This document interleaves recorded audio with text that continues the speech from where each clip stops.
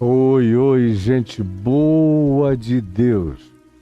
É um prazer para mim que se renova sinceramente todas as vezes que eu abro a palavra, abro os evangelhos e, no nosso caso particular, abro o capítulo de Mateus pertinente ao dia e digo ao Caio, que é meu assistente aqui, onde é exatamente que nós iremos falar e considerar e meditar e pedir luz do Espírito de Cristo Jesus para nosso entendimento no dia de hoje.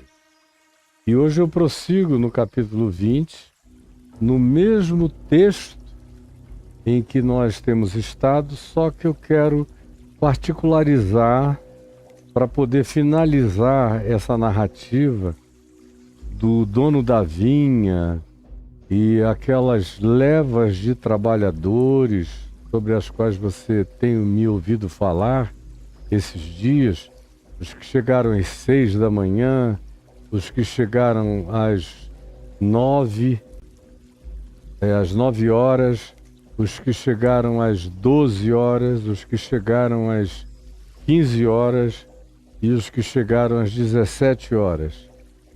E como no final, só o grupo das 6 tinha feito um acerto de contrato de trabalho, de diária, por 1 denário, por um valor monetário que era o que justificava a diária, a jornada de trabalho naqueles dias. E os outros não, os outros, como tinham sido apanhados fora da hora, simplesmente ouviram a reprimenda do dono da vinha, dizendo: poxa, que desperdício, vocês não estão produzindo. Vão lá para a minha vinha e trabalhem. E assim aconteceu com cada um dos outros grupos retardatários, até aquele grupo da última hora, da chamada hora 1/10. Chegou às 5 da tarde para trabalhar. Nenhum dos outros grupos fez acerto de diária. Foram pela fé. Foram crendo que o dono da vinha era um homem bom, justo, generoso.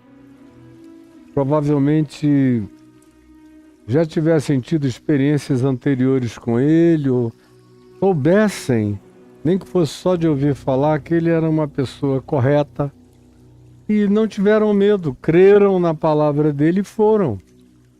E trabalharam sem pensar em remuneração, só com uma lógica na cabeça: seja lá o que ele me dê, eu vou voltar para casa com alguma coisa. É melhor voltar para casa com isto do que porque eu não leve isto, eu fique sem nada. Então é melhor voltar para casa com 10% do que seria a jornada inteira do que voltar sem coisa nenhuma.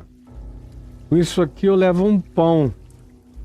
Agora, se eu disser que não vou e ficar barganhando, eu volto sem nada. De que me interessa uma barganha que me deixa vazio?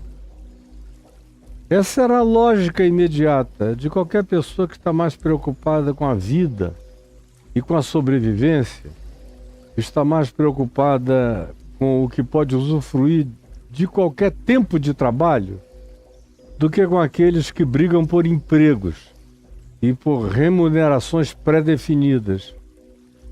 E são esses justamente no nosso cotidiano os que, quando são dispensados ou perdem um emprego, ou de maneira mais tosca são mandados embora de um trabalho ou uma função, de um emprego com todas as garantias, recebem e se vão, geralmente são os que levam mais tempo para se reempregarem. Porque já tem aquele currículo, tem aquele orgulho curricular, tem aquelas referências salariais anteriores, não aceitam nada menor do que o que já tiveram. E aí perdem um tempo enorme, e quanto mais o tempo passa, mais isso os desqualifica. Um ano depois, não adianta chegar com o melhor currículo, porque a grande pergunta do empregador é: Por que que um cara ficou 1 ano sem trabalhar? Se forem 2 anos, aí pior ainda. Quanto mais você deixa o interregno crescer sem atividade, pior fica. E isso acontece mais com quem está fixado na ideia da remuneração pré-definida, de um contrato que determine que eu vou ganhar X. Aqueles que têm isso menos fixado na mente, que estão mais preocupados em levar alguma coisa, mesmo que não dê para ser esse montante. Eu só consigo levar este agora, não mais este. Mas este aqui dá para eu pagar o aluguel, comer, beber e sobreviver. Então eu que não posso levar este, que eu estava acostumado com este, levarei este. Mas é melhor ter 10% de alguma coisa do que 100% de coisa nenhuma. Mas essa é uma lógica difícil na prática para quem precisa sustentar a família, filhos e a si mesmo entenderem. Eu vejo uma quantidade enorme de gente passando anos sem ganho nenhum, voltam para a casa do pai e da mãe, vão pesar a outros, mas eles mesmos dizem, não, eu só vou se me pagarem uma referência que eu acho que eu mereço receber. E aí nessa de eu mereço receber, não recebem nada. E também não fazem nada da vida e do tempo, que é o único recurso que de fato eles têm, é tempo. E agregado ao tempo a saúde, para fazer qualquer coisa que os remunere, até que uma outra oportunidade condizente com a hiper e super, ou seja lá o que seja de superlativo, qualificação que esse indivíduo tenha, apareça. Mas é mais fácil uma pessoa ser contratada estando trabalhando, mesmo que numa função menos remunerada, mas só pela atitude de estar ocupada, isso já abre uma pré-condição na mente dos contratadores de boa vontade.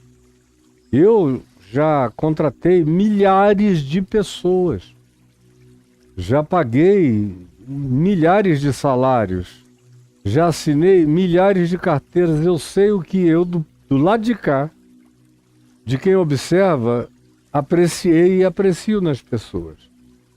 Uma pessoa que esteja fazendo tudo que pode para manter-se ativa na sua autossustentação, já me apresenta de saída um currículo verdadeiramente de vida,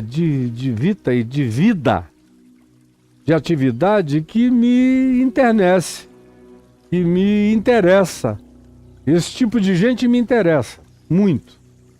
Muito mais do que aquele que chega com um calhamaço de qualificações e você vai ver, ele está lá pendurado no pai, na mãe, em outros, porque está aguardando ainda que a vida o trate bem, que o reconheça, que o aplauda, cheio de direitos, de demandas, em geral amargurado, ou com um potencial enorme de amargura, sempre com críticas ao que deixou para trás, incapaz de dizer, não, eles me mandaram de lá, me despediram, mas eu dou graças a Deus porque eu fiquei 5 anos lá, comi, bebi, paguei as minhas contas durante 5 anos trabalhando lá, ou 10 anos trabalhando lá, então eu só tenho gratidão a trazer.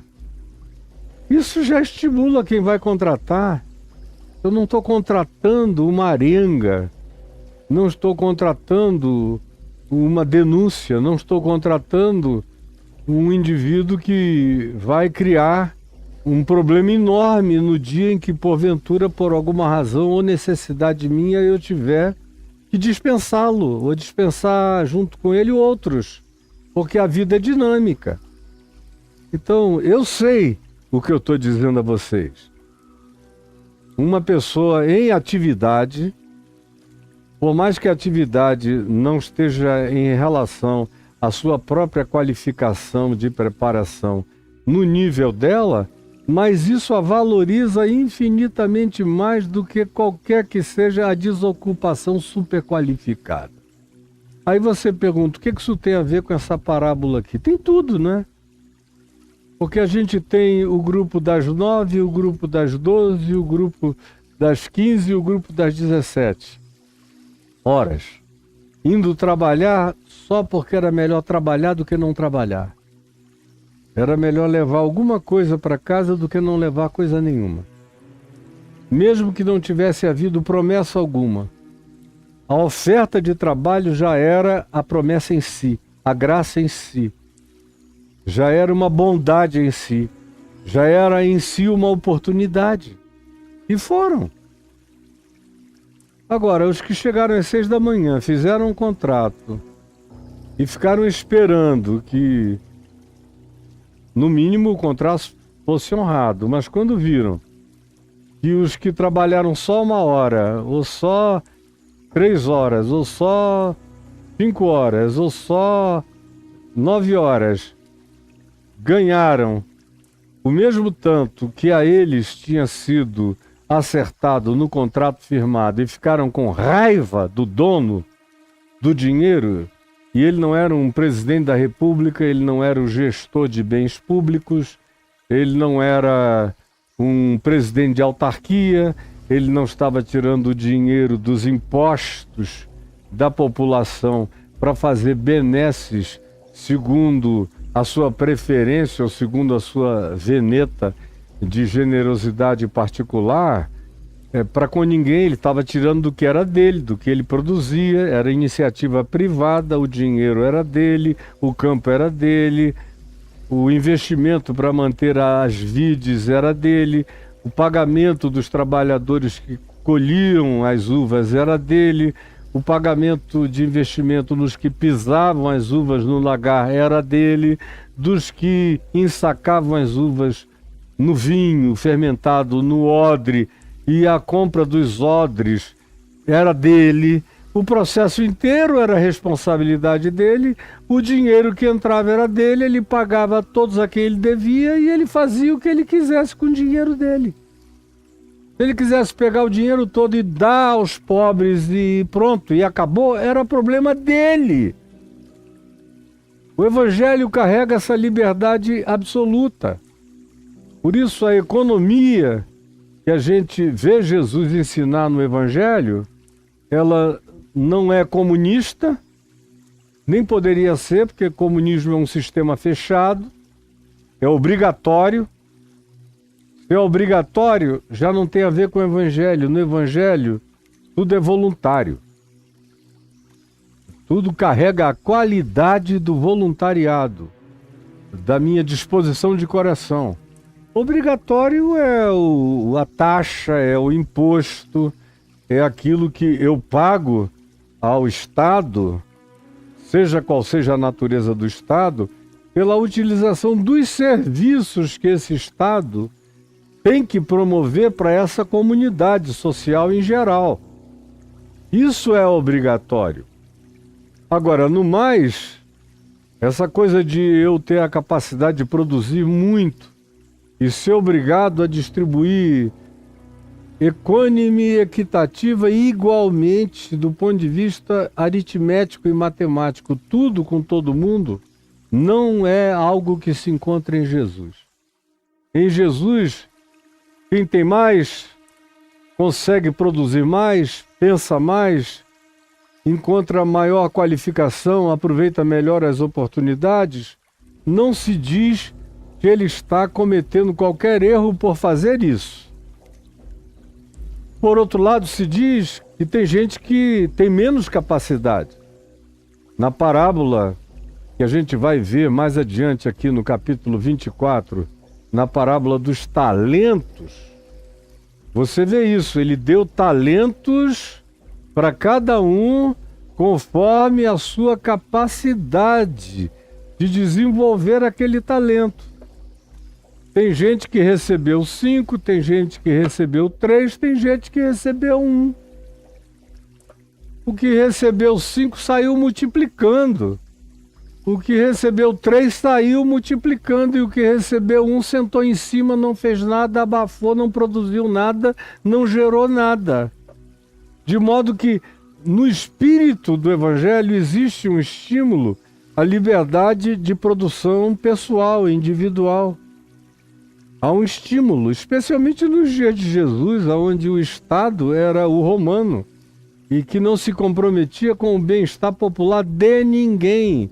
Roma vivia só para si mesma, da expropriação de todos os membros, cidadãos, que foram e se tornaram membros por imposição militar e obediência despótica, tirânica e assassina de Roma. Pagavam impostos escochantes para que os romanos da cidade de Roma não precisassem trabalhar, vivessem da expropriação de milhões e milhões e milhões de subservientes espalhados por todo o império. Todo mundo que não vivesse em Roma era subserviente de Roma e trabalhava para os romanos viverem vidas nababescas. Era assim. Então, mais uma razão ainda para Jesus estimular a produção pessoal. Porque se fosse esperar de Roma qualquer benefício, de Roma não viria nada a não ser cobrança e demanda. Então o Novo Testamento e os Evangelhos estão carregados de iniciativa privada, mas também estão carregados de estímulo a que a sua capacidade de produzir não se transforme num Deus de glória pessoal. É o princípio subjacente no que diz respeito a dinheiro. Nenhum problema em que você, tendo capacidade de produzir mais, tenha mais. Agora, um grande problema há quando você que tem essa capacidade passa a ter demais. E passa também, a tendo demais, expropriar quem tem menos e acaba ficando com algo de menos. De modo que o princípio, quando Jesus ensina, e a gente acabou de vir da história do jovem rico, é justamente esse. Que quem tenha mais não tenha demais, como a gente vê no nosso mundo. Os 5 homens mais ricos do mundo podiam gastar $1 milhão por dia. E eles levariam 3.000 anos gastando $1 milhão por dia para poder chegarem ao fundo e ao término das suas riquezas. Vejam se isso não é um negócio absolutamente demoníaco. Os 5 seres humanos mais ricos do mundo poderiam gastar $1 milhão por dia. Isso levaria 3.000 anos para chegarem ao fim do recurso deles. Isso é mais do que demais. Isso é, de fato, um culto absoluto a Mamon, a riqueza. E eu não sei que lógica habita a mente desses indivíduos. É alguma coisa que está para além do meu entendimento.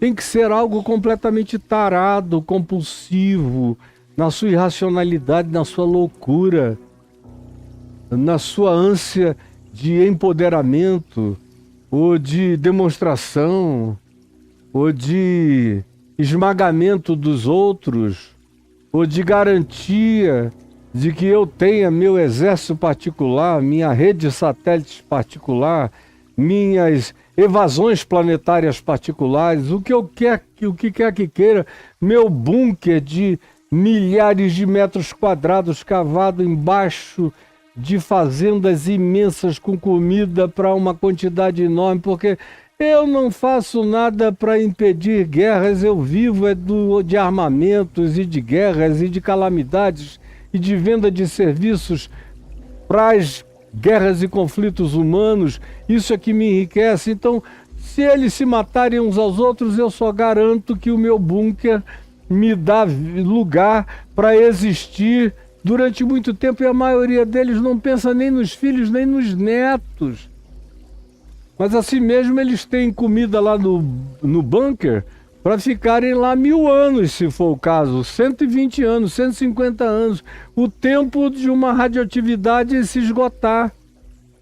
Mas nada explica esse pensamento, senão uma idolatria absoluta, um culto total a Mamon, uma adoração a esse Deus que toma conta do coração e das preocupações e da mente humana o tempo todo, que se absolutiza na terra inteira. E hoje em dia, até mesmo política é feita em alguns países como os Estados Unidos, são políticas praticadas em nome do modo como se praticaria a gestão de uma empresa, de maneira fria e calculista. Eles estão tentando fazer gestão do Estado de maneira fria e calculista. Aí o Estado tem que levar em consideração todo o espectro da população. Quem consegue mais, quem produz mais, e os que conseguem pouco produzem menos, e até aqueles que não conseguem produzir nada, por razões as mais variadas. E que você não pode sair colocando o label de dizer que foi preguiça, que é vontade de não trabalhar, de ser sustentado por rendas do Estado, de terceiros, que sejam colocadas ali para aquele indivíduo viver de migalhas ou de muito pouco, mas ele está satisfeito com quase nada. Não existe, de fato, no ambiente do enriquecimento privado excessivo, nenhuma preocupação com esse tipo de distribuição.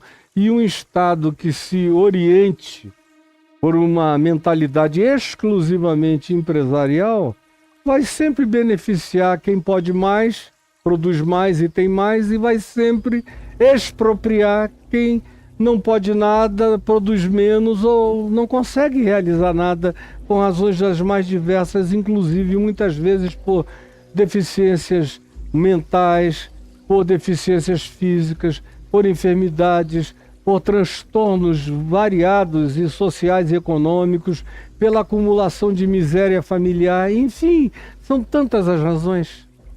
Então o Evangelho cria uma liberdade para a iniciativa privada se manifestar e produzir mais. E cria uma demanda para que aquele que pode mais e produz mais tenha também olhar, coração, compaixão, carinho, por quem tem menos pode menos ou não pode nada. Ou não pode nada. De modo que o que eu consigo produzindo mais pode se transformar em juízo contra mim, quando isso se transforma em infinitamente muito mais. E a minha disposição de fazer o meu muito mais se tornar nada para os outros, inclusive a partir do meu juízo, que despreza o outro, como se a incapacidade dele de fazer o que eu fiz fosse exclusivamente culpa de alguém que, se eu tivesse nascido nas condições dele, eventualmente eu estaria até pior do que ele está. O Evangelho, portanto, me ensina, e Jesus ensina, a liberdade do produzir individual e privado, tanto quanto demanda que você que ganhou essa chance e esse meio de produzir mais, seja generoso. Do contrário, você vai inevitavelmente, indubitavelmente, praticar o culto a Mamon, e vai chegar a hora em que Mamon vai se tornar o senhor absoluto da sua existência. E vai empedrar de vez o seu coração. E é isso que vai existir aqui dentro de você. Você não vai ter olhar, nem percepção, nem visão, nem sentimento, nem generosidade, nem alegria no compartilhamento de absolutamente nada com ninguém. Vai taxar todo mundo de miserável, pobretão, desgraçado, que tem mais é que morrer. E aí você vai se tornando como a maioria das pessoas está se tornando no planeta. A maioria dos que têm alguma coisa estão a cada dia mais parecidos com esses seres de coração empedrado. Totalmente empedrado. E aí isso é juízo. É juízo divino para você, a quem Jesus passa a chamar de louco. É como ele te chama, como ele te designa louco. Aqui no Evangelho de Lucas. E o que tu tens? Para quem ficará, seu doido? Seu maluco? Seu idiota? É Jesus, não sou eu que estou dando essa designação, é ele, aqui no Evangelho. Então, dito isto, eu quero que saiba que no Evangelho não existe obrigação. Não há comunismo. Essa semana eu estive aqui conversando com algumas figuras que são de centro-esquerda no governo. Duas ocasiões que eu estive essa semana aqui nos ministérios, e num papo lá alguém falou de comunismo. O que eu achava dessa designação, dessa terminologia? Eu acho paupérrima. E acho que ela não cabe num ambiente democrático, nenhum ismo. Como o próprio capitalismo. É uma ideologia, uma doutrina fechada. Numa sociedade democrática, não podem haver doutrinas fechadas. Porque a condição humana sempre demanda que as doutrinas sejam abertas. Sejam de natureza qualificante e não fechadas e alienantes. Sejam provocadoras de espíritos que cresçam em voluntariedade de consciência. Estímulo à voluntariedade de consciência. Estímulo, não obrigatoriedade. Estímulos de taxações menores, de incentivos fiscais, de coisas as mais variadas que deem o estímulo para o indivíduo investir mais em quem não tem, em quem não pode. Agora, ismos de nenhuma natureza ou de nenhuma polarização. O capitalismo fechado é tão demoníaco quanto o comunismo, que se fecha. No Evangelho você tem a comunidade e você tem a manifestação da liberdade de produção de capital pela sua capacidade, pela sua visão de oportunidade, pelos dons que você recebeu e de desenvolvimento. Mas você tem esse estímulo dos céus e deveria ter estímulos da terra, dos incentivos governamentais para que quem produz mais investisse de maneira maior ou tivesse um teto que não seja algo que os coloque na estratosfera do poder, como a gente assiste hoje, por exemplo, nos Estados Unidos da América, que é uma vergonha mundial. Não deveria causar orgulho em ninguém ter alguém que pode pegar os seus bens e ficar jogando fora $1 milhão todo dia, por 3.000 anos. Isso não acabaria.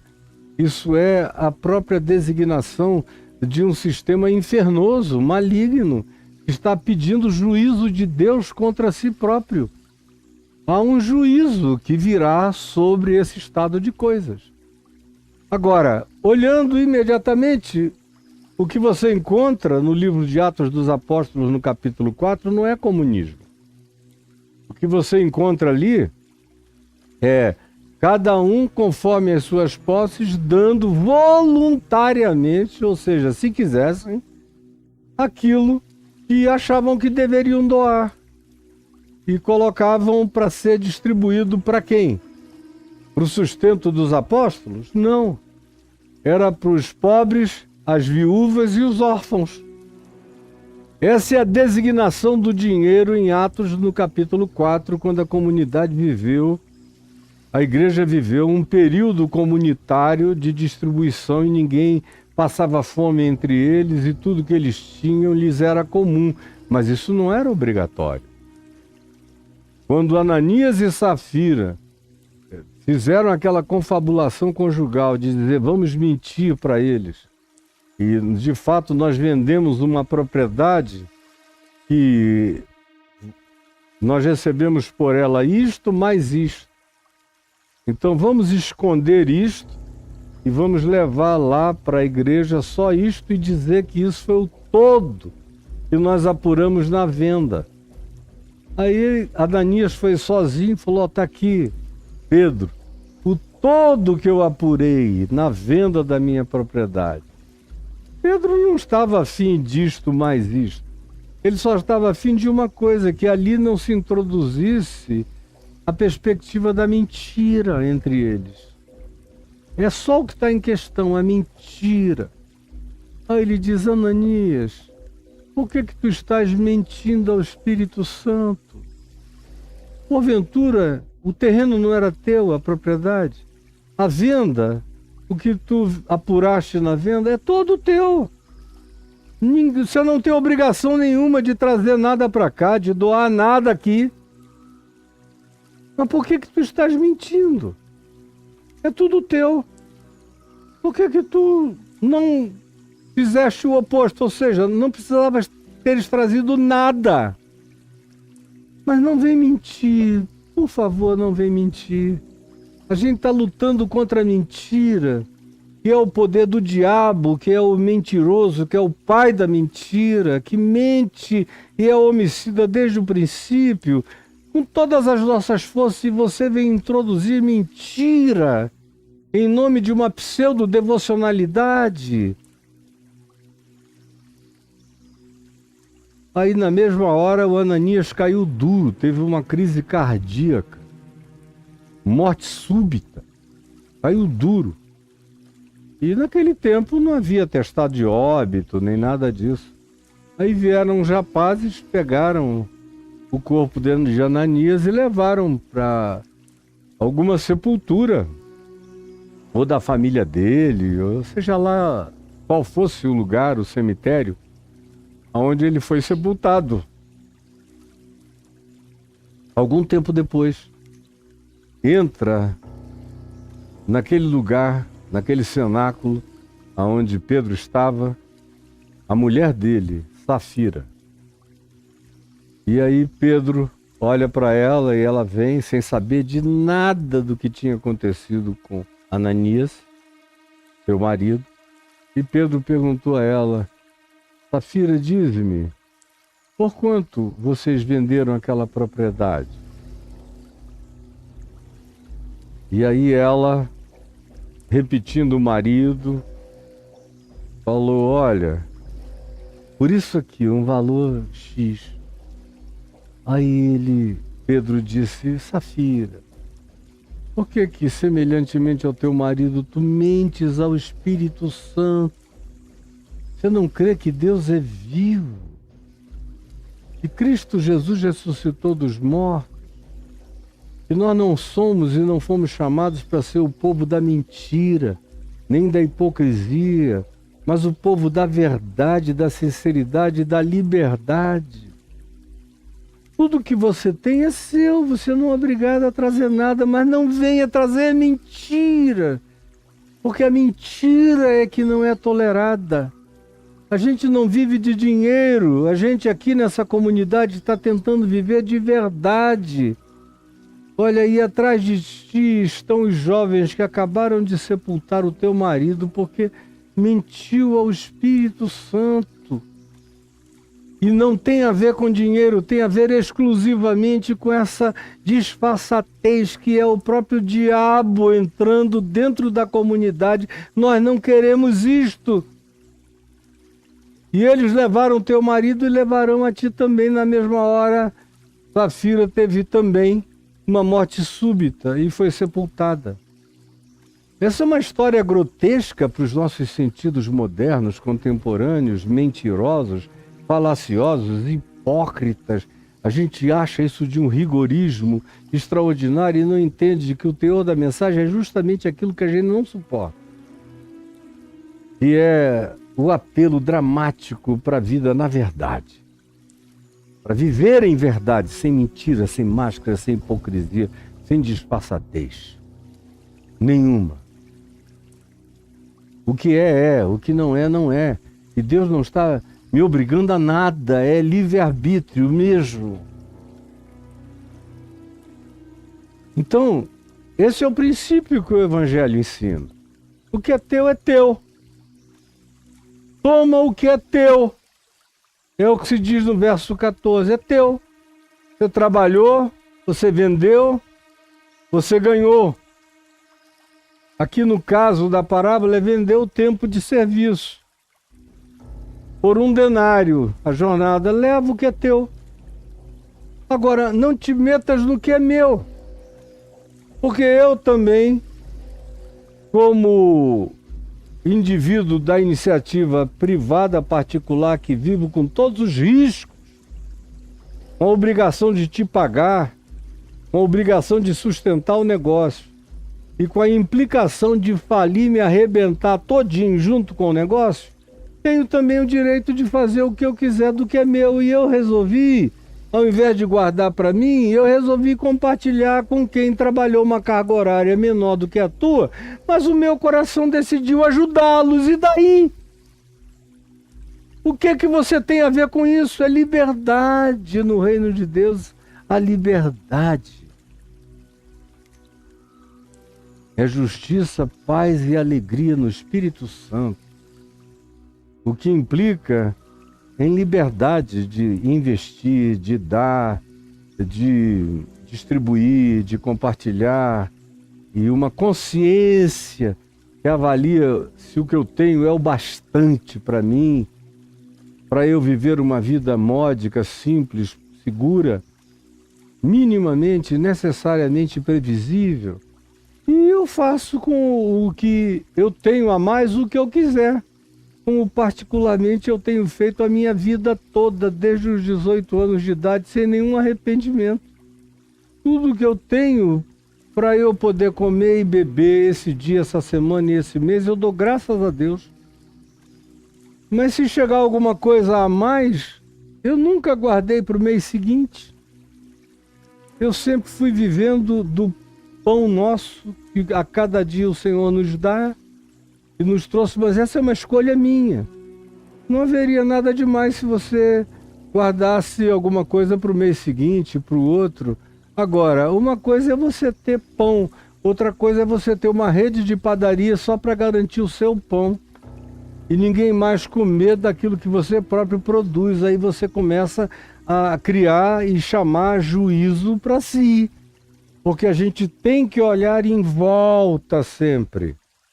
Mas, pois bem, no capítulo 20 de Mateus, depois que houve aquela reclamação daquele indivíduo que vocalizou a amargura dos que tinham um contrato de trabalho e que queriam enquadrar o dono da produção privada e particular na legislação deles, e não havia nada disso, nem naqueles dias e nem no trato que vigia entre eles, o proprietário disse: amigo, não te faço injustiça. Não combinaste comigo X, 1 denário? Toma o que é teu. Toma o que é teu.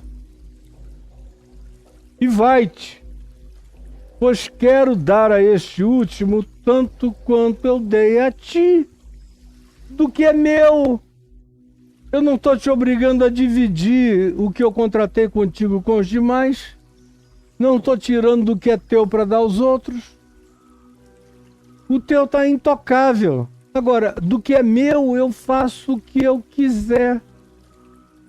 E essa também é uma política que se aplica à liberdade do empreendimento, tanto quanto se aplica à interpretação do significado do dinheiro nas mãos de quem tem mais, do dinheiro nas mãos de quem contrata trabalho e do dinheiro nas mãos de quem não conseguiu o bastante e recebe alguma ajuda de quem generosamente resolveu cooperar. E eu não tenho que me tornar mal porque alguém, tendo muito mais do que eu, resolveu, na sua bondade, misericórdia e generosidade, ajudar outros. E que eu não me torne horroroso por causa da bondade de Deus ou da bondade do meu próximo para com ninguém. Porventura não me é lícito fazer o que eu quero do que é meu? E era aqui que eu queria chegar agora, mudando um pouco a temática. Eu falei até aqui de uma economia básica, de uma noção básica de liberdade econômica nos evangelhos. E aí haveria uma quantidade enorme de textos, de parábolas, de ensinos de Jesus que mostram os limites disso. E mostram também que tem um teto. Limites tem.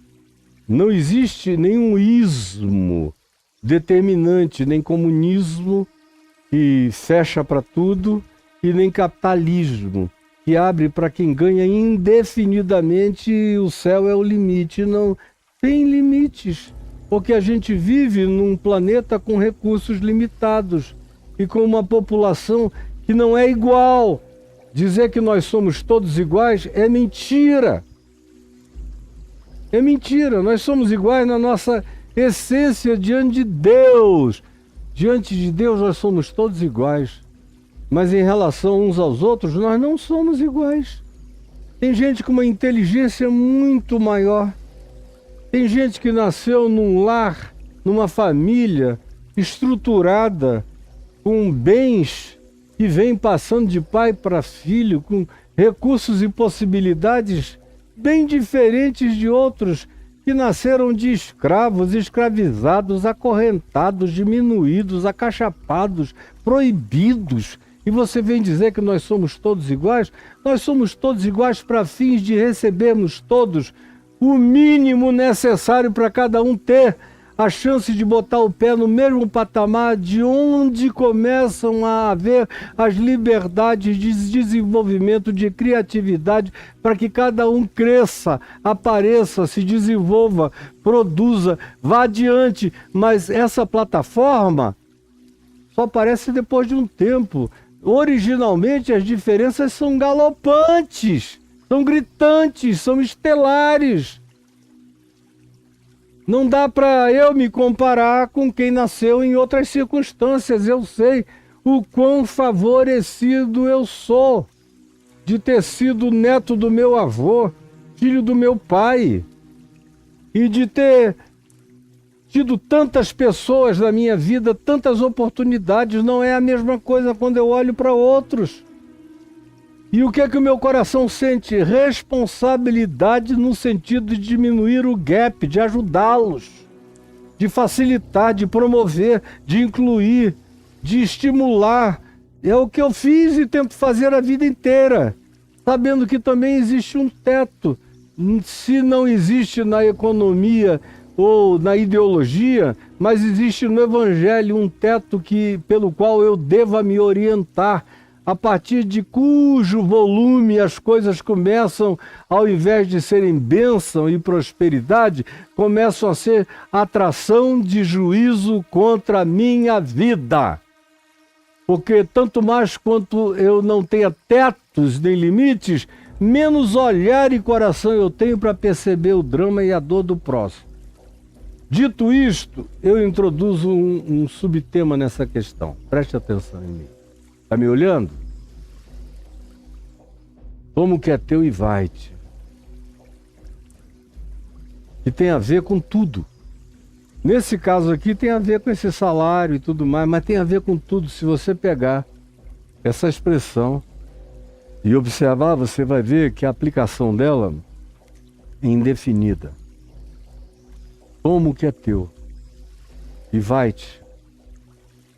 Vai fazer o que você quiser do que é seu. Vá multiplicar, vá tomar decisões. Eles não ficaram satisfeitos comigo, nem com a correctness da minha palavra, que foi exatamente o que eu comprometi a fazer com vocês, me comprometi a dar. Não gostaram do bastante. Não tenho o que dizer quanto ao que receberam, mas tem sentimento de inveja amargurada em relação a mim por ter dado a mesma coisa a outras pessoas que trabalharam uma carga horária menor do que vocês? Bom, isso nos coloca numa perspectiva de natureza cognitivo-epistemológica e que nos mostra como cada um ser humano nesse mundo tem uma tendência horrorosa de querer assumir algum tipo de visão que projeta condicionamentos para Deus. Todos nós. Vamos esquecer o que eu falei esses dias sobre a lei, porque aqui no contexto do Novo Testamento isso tem a ver ou com os discípulos, que Jesus estava curando o coração deles daquele quanto a nós, que deixamos tudo por amor a ti, e falando para os publicanos, para os fariseus, para os saduceus, para os escribas, para os acadêmicos da religião, para os líderes religiosos que também tinham uma demanda com Jesus, semelhante àquele irmão mais velho do filho pródigo que achava que porque ele tinha mais tempo de serviço na casa do pai, ele tinha que ser tratado com uma deferência especial por Deus ou até por Jesus, no caso dos escribas e fariseus. Por que que ele dá atenção aos pecadores, a esse povo que nada sabe da lei, e em relação a nós, ele só nos responde quando a gente pergunta: é porque vocês só fazem perguntas cretinas, recebem cortantes respostas divinas. Mas isso eles não queriam perceber. Isso é o ambiente imediato da parábola em questão, sobre a qual a gente já viu algumas horas. Agora aqui, eu quero só ficar com esse tomo que é teu e aplicá-lo a qualquer coisa que você queira. Eu vejo toda hora uma pessoa ver uma orca comendo um leão marinho. Aí, ai meu Deus, que coisa horrível! Uma orca comendo um leão marinho.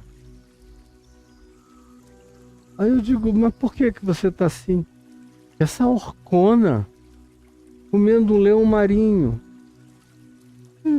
Meu filho, minha filha, você come ovo de galinha, você vai ali no mercado e compra uma galinha já depenada, um frango, traz para casa e assa, ele também é pequenininho, vivo, mas só porque tirou do ambiente do galinheiro e colocou numa plataforma congelada, parece até que virou outra coisa que você está comendo. E assim é tudo mais na sua vida. Aí quando você vê uma orca comer um leão marinho, você diz: o que está errado com o universo, Caio? Nada, meu filho. Antes de surgir esse bostinha que é você, com essa cabecinha de caca que é você, com esses bullshits dos seus supostos pensamentos, da sua presunção filosófica, as orcas já comiam os leões marinhos há bilhões de anos no planeta. E nunca houve destruição dos mares, o planeta nunca sofreu com isso, os leões marinhos não foram extintos, a natureza sabe o seu lugar de equilíbrio, nunca ninguém tem mais sobrando na natureza. As orcas não estocam leões marinhos em lugar nenhum para o ano seguinte. Quando elas estocam é gordura, comem a gordura para o tempo difícil. Como fazem os ursos brancos no Ártico.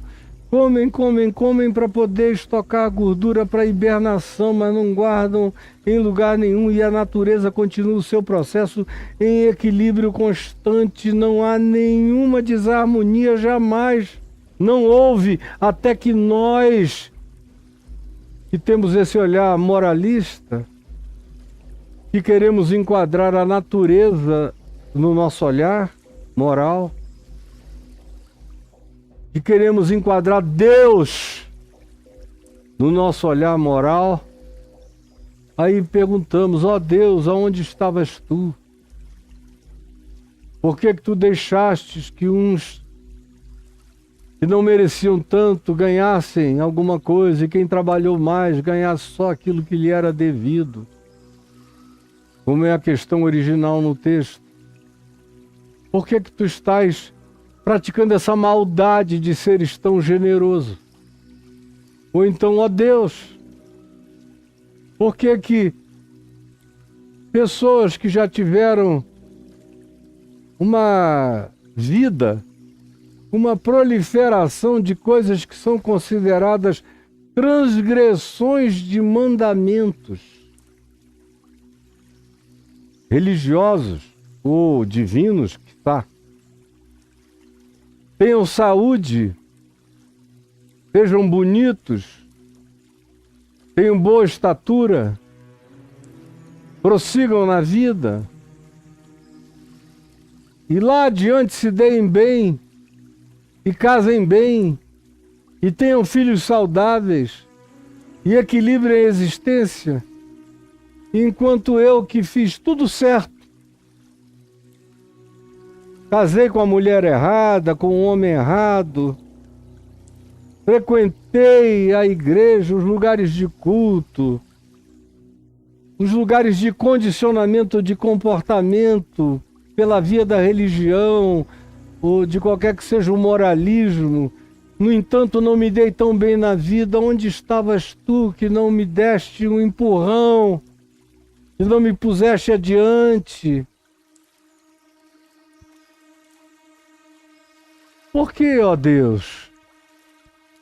Eu vejo toda hora as pessoas perguntarem: quem pecou? Este ou seus pais, como está dito lá em João 9, para que nascesse cego? Qualquer diferença é interpretada como pecado de alguém.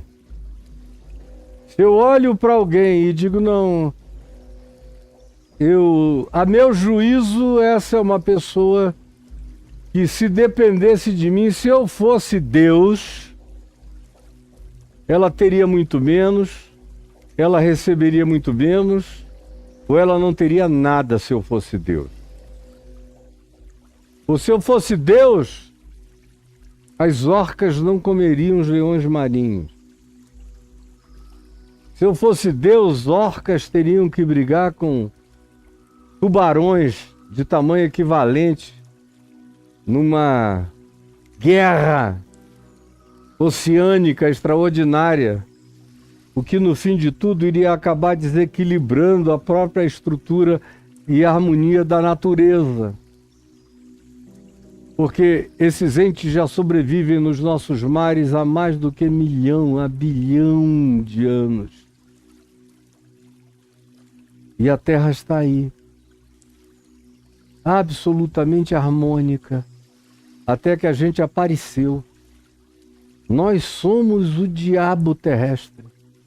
Nós, humanos, somos os demônios planetários. É por nossa causa que a natureza geme, grita diante de Deus. Até quando nós vamos ser expropriados por esses indivíduos que têm mania de achar que tudo é deles e que eles podem fazer o que eles quiserem e que eles se arrogam a serem Deus de Deus e atribuem a Deus coisas que eles julgam que Deus deveria pensar. Tentam condicionar a Deus.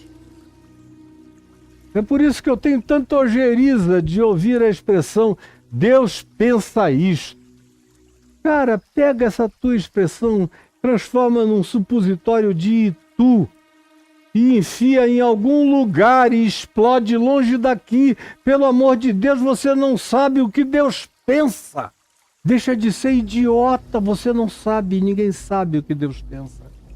Nem Deus falando, os meus caminhos não são os vossos caminhos e os meus pensamentos não são os vossos pensamentos. Ou ainda, porque Deus não vê como vê o homem vê as aparências, o Senhor enxerga o coração. Mas a arrogância da teologia, dos religiosos, das doutrinações, das catequeses é estabelecer limites para Deus, tetos para Deus, cobranças para Deus. Por que Deus? Porque tu deste para eles, que não fizeram a mesma coisa, que não se esforçaram como nós e para nós não. Está presente o tempo todo. Como outro dia eu vi uma menina falando aí na internet, eu fiquei até pensando se eu faço um react ou não ao que ela disse, porque eu achei de uma arrogância e de um simplismo filosófico, para não falar qualquer outra coisa, total. Por que Jesus teria que morrer na cruz para perdoar os pecados humanos, se Deus podia simplesmente dizer, eu vos perdoo, sem ninguém morrer? Eu falei, meu Deus, mas que simplismo. É de uma criaturinha dessa época, desse tempo, dessa hora, do politicamente correto. É uma pessoa para quem tudo que não seja conforme a cartilha dela está errado e não vê. Sangue se derramando em Gaza para todo lado, sangue na Ucrânia, sangue na terra, sangue na história, sangue nos altares de toda a civilização humana, sangue, sangue, sangue, sangue, sangue, sangue. Dos humanos, não é sangue de orcas comendo leões marinhos. Nem fazem sarapatel, engolem inteiro. Não, é sangue de gente matando gente. Para tomar posse, para tomar terra, para tomar recursos minerais, para apanhar minerais raros, para qualquer que seja e por qualquer que seja a razão, é perversidade de dominação, de controle, de extensão, de ganho de poder, para escravizar os outros, é perverso. Isso essa pessoa não enxerga. Aí vem perguntar por quê? E Cristo Jesus se ofereceu pelo pecado humano e que aquele que não teve pecado, Deus o fez pecado por nós. Eu teria 1 trilhão de coisas a dizer àquela pessoinha, mas eu achei de uma estupidez elegante. Uma menina de boa aparência, se expressa com uma certa vernacularidade. Eu não sei se ela estava lendo um TP, mas parecia bem fluente nas expressões, mas a premissa de onde ela partiu, totalmente equivocada, mas faz parte dessa coisa de querer determinar o que Deus deve pensar. Deus deve pensar como eu. Deus deve decidir conforme eu decidiria. Deus deveria julgar conforme os meus julgamentos. E é isso que está presente aí no seu coração, é essa blasfêmia todo dia, toda hora, o tempo todo. E Jesus diz, olha cara, você não deveria nem estar aqui. Agradeça que você foi chamado à existência. É melhor ser do que não ser. Você está aqui e ganhou, inclusive, pelo livre-arbítrio, a prerrogativa de fazer perguntas idiotas como a sua, sem receber nenhuma punição por isso. A punição é sua contra você mesmo. É a atrofia da sua alma, da sua mente, do seu espírito, pelo que você escolhe fazer da sua própria vida. Quando escolhe, quando não é uma determinação de terceiros sobre você. Mas quer saber? Pega o que é teu. Toma o que é teu e vai viver a tua vida. Com as consequências e com as implicações de quem quer ser Deus para Deus. Toma o que é teu. Vai-te daqui, pois eu quero dar o que eu quiser, a quem eu quiser, como eu quiser, e você não tem absolutamente nada a ver com isso. Ou você vai se tornando cada dia mais mal só porque você não suporta a minha bondade, ou só porque você não entende os meus caminhos, ou só porque você queria que eu me determinasse conforme as suas determinações. Quem pensa assim se enfeia, se destrói. Porventura não me é lícito fazer do que é meu o que eu quiser? Ou são maus os teus olhos porque eu sou bom? E eu vejo gente ficando cada vez pior, porque se você quiser saber qual é a receita para piorar completamente a existência, tente ser o juiz de Deus. Porque esse é um lugar luciferiano. É um lugar luciferiano, você se colocar como juiz de Deus. Não tem nada a ver com o que Deus vai fazer a você. É você que está fazendo esse mal a você. Querendo que Deus haja conforme a sua moral, conforme a sua ética religiosa, ou conforme a sua cultura, ou conforme o seu culto patriótico, ou conforme as suas preferências, de qualquer que seja a natureza, de gênero, a política, a ideologia, a religião, querendo enquadrar Deus dentro das suas prerrogativas, querendo ser o Deus de Deus e chamando Deus de injusto, de perverso, sem perceber que à medida em que você faz isso, quem vai virando um diabo, um ente luciferiano, é você. Essa é a receita para a gente luciferianizar a nossa psique, a nossa cognitividade, o nosso olhar epistemológico, a nossa filosofia de viver. É acharmos que a gente tem ideias a dar a Deus, que a gente tem concertos a fazer no universo, que a gente teria concertos a fazer na natureza perfeita das coisas, sobre as quais a gente projeta a nossa moral, o nosso olhar religioso, a nossa interpretação párquia, pífia, precária, pobre, burra, estúpida, contra a perfeição das coisas criadas, conforme a harmonia que elas mantêm bilhões de anos antes da nossa estúpida existência aparecer aqui. E enquanto isso a gente vê a humanidade desenvolvendo tecnologia e paradoxal e ambivalentemente se tornando, do ponto de vista da sua natureza psicológica, cada vez pior.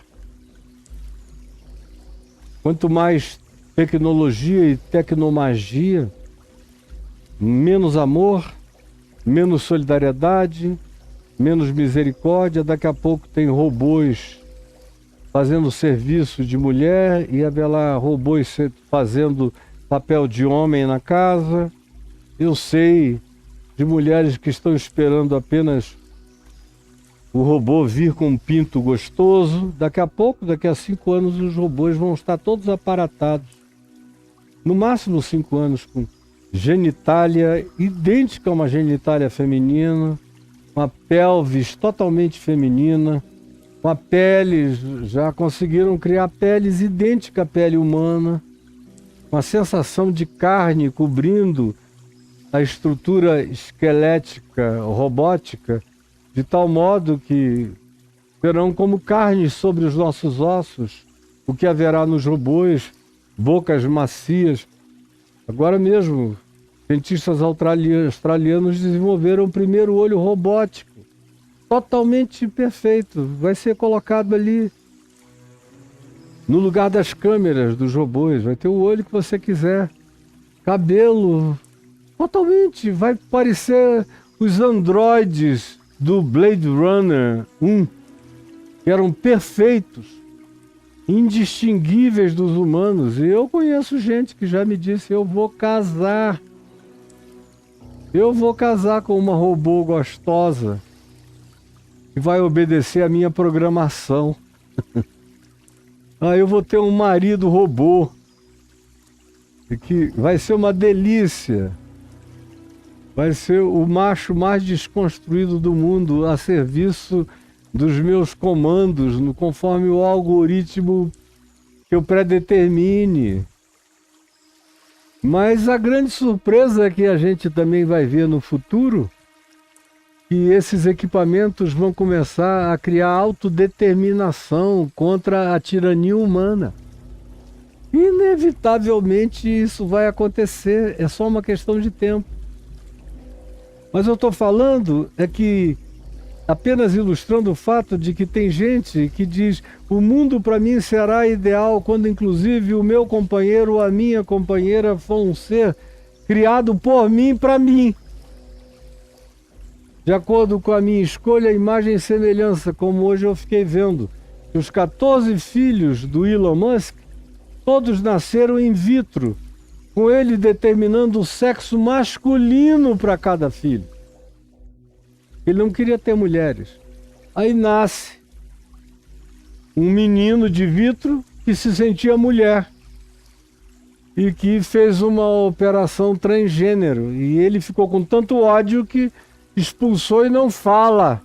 E rompeu relações com essa filha. E ele determinou que tinha que ser homem, desde o vitro. Esse espírito é aquele para o qual Jesus diz: pega o que é teu e vai-te daqui, cara. Você não nasceu para a vida real, para o mundo. Você não tolera generosidade, nem compaixão, nem misericórdia, nem espontaneidade.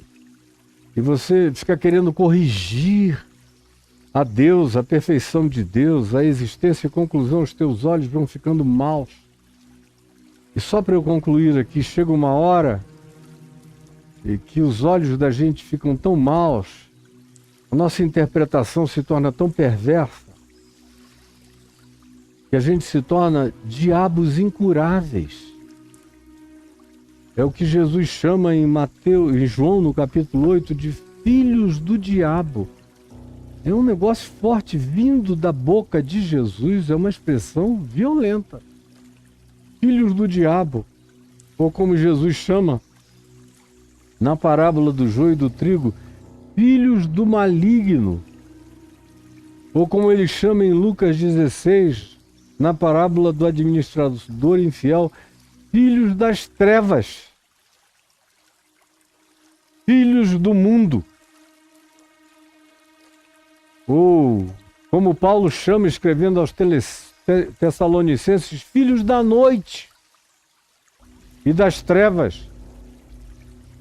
Ou como Paulo disse ao mágico, ao bruxo feiticeiro, que se lhe opunha enquanto ele evangelizava o procônsul Sérgio Paulo, e ia abrindo o coração, estupefato, com a sabedoria, com a mensagem do Evangelho que Paulo trazia, anunciando a graça de Deus em Jesus, e o cara se metendo,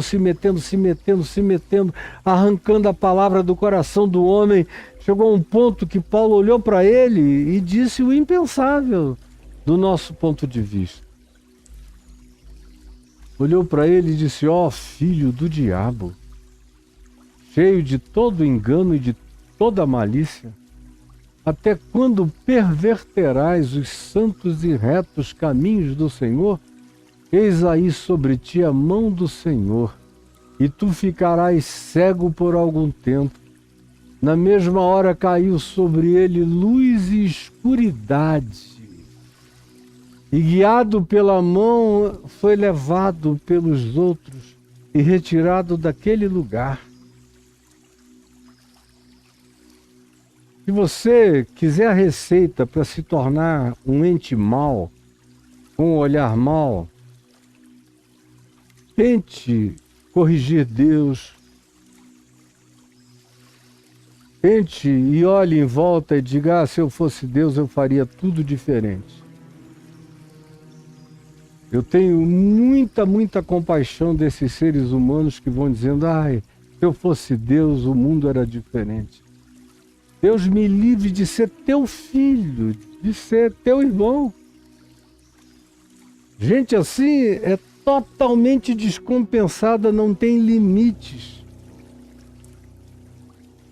Se nem a beleza da natureza te serve como parâmetro, você gostaria de alterar tudo e fabricar um mundo particular para você? Deus me livre de ti, pega o que é teu e vai embora.